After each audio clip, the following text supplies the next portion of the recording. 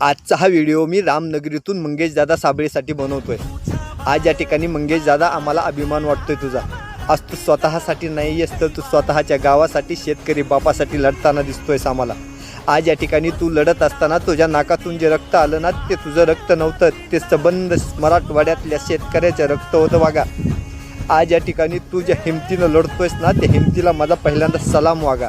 आज माझा व्हिडिओ जर तुझ्यापर्यंत पोहोचत असेल तर या व्हिडिओच्या माध्यमातून मी तुला सांगतो राजा की राजा शिवछत्रपतींनी आपल्याला सांगितले जगायचं कसं आणि शंभूराजेंनी सांगितले मरायचं कसं। त्या पद्धतीनं तू सुद्धा माझ्या शेतकरी बापाला आणि त्या ठिकाणी प्रशासनाला दाखवून देतोयस की हे शेतकऱ्याचे पोरं आहेत, छत्रपती शिवाजी महाराजाच्या शंभूराजांच्या राज्यातली पोरं आहेत। या ठिकाणी हे झुकणार नाहीत तर लढणारी पोरं आहेत। आज या ठिकाणी मी माझ्या गावातील प्रभू रामचंद्राला विनंती करतो, हे प्रभू रामचंद्रा 12 हत्तीचं बळ दे त्या मंगेश साबळेला।